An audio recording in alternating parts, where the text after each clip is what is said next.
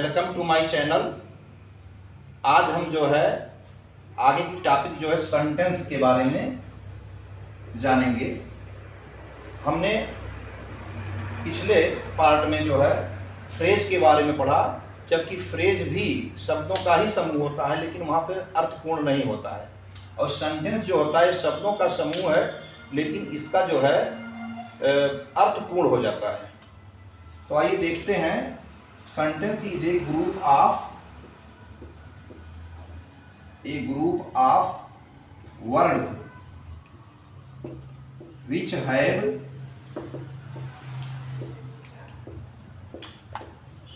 have a complete sense।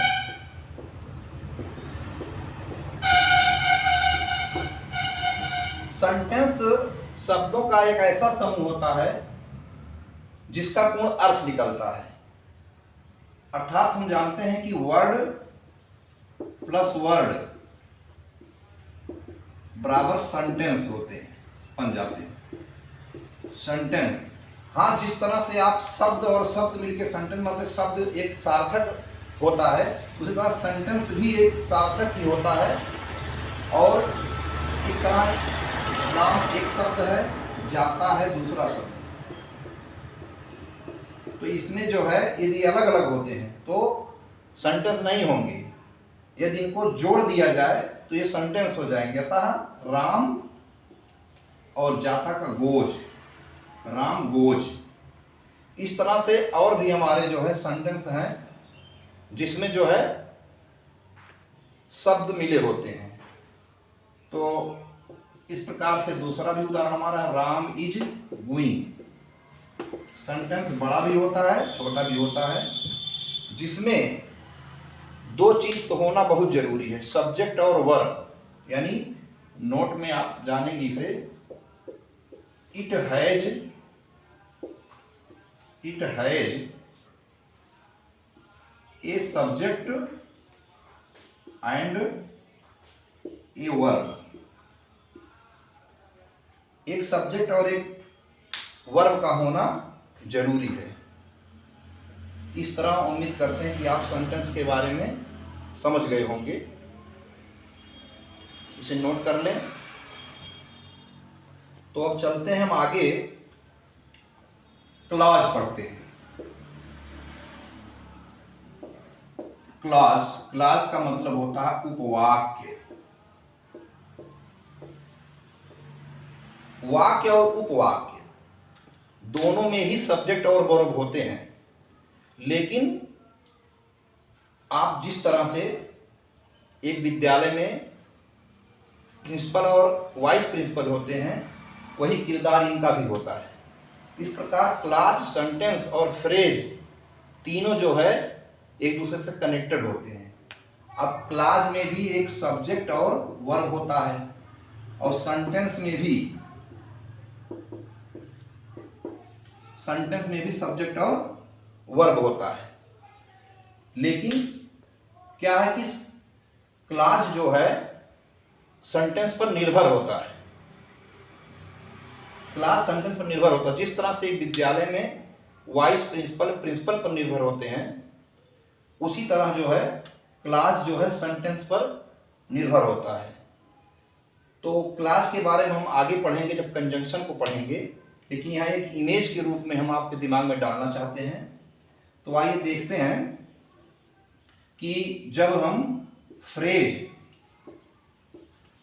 को पढ़े तो फ्रेज में क्या होता है। इसमें जो है वर्ब और सब्जेक्ट ये नहीं होते हैं, बल्कि फ्रेज जो कि शुरुआत प्रीपोजिशन से होती है, जैसे इन द क्लास।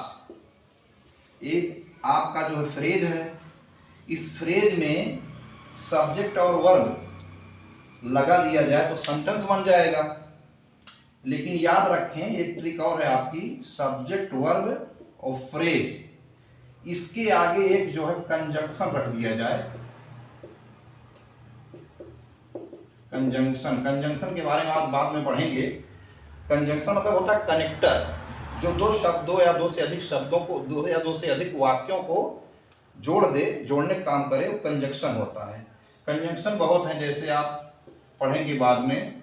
पहली बात तो डायरेक्ट से इनडायरेक्ट बनाने में जितने भी जो है इनडायरेक्ट होते हैं उनमें सब में जो है कंजंक्शन लगा हो, जैसे दैट हो गया, इफ हो गया, व्हाट हो गया, WH टाइप के जितने भी वाक्य हैं। तो इस तरह से ये पार्ट आपका हो गया क्लॉज, ये पार्ट आपका हो गया क्लॉज। अब इसमें जो है एक जो है सब्जेक्ट और वर्ब जोड़ देते हैं, सेंटेंस जोड़ देते हैं, तो जो है एक क्लॉज उस सेंटेंस पर निर्भर होगा। बिना इसके जो है क्लॉज जो है पूर्ण नहीं होगा। तो इस तरह जो है इसकी परिभाषा निकल के आती है। इसका जो डेफिनेशन या क्या होता है कि it is a part of sentence, या सेंटेंस का एक पार्ट होता है। इट हैज आल्सो, इसके पास भी जो है it has also a subject and a verb.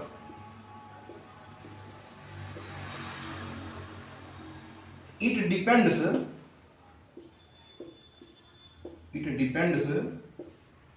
On sentence,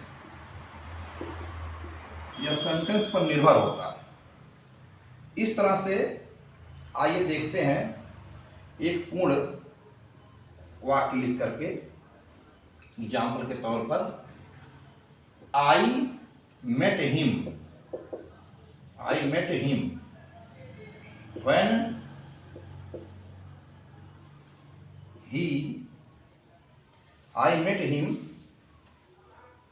when he was in the class.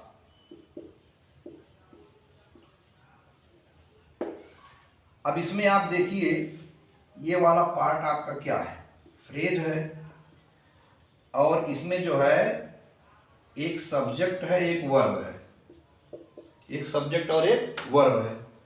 और सब्जेक्ट वर्ब से पहले यहाँ पे कंजक्शन लगा हुआ है। तो ये जो कंजक्शन लगा हुआ है यहाँ से लेकर के इतना पूरा पार्ट आपका क्लॉज हो गया। ये पूरा पार्ट आपका क्लॉज हो गया।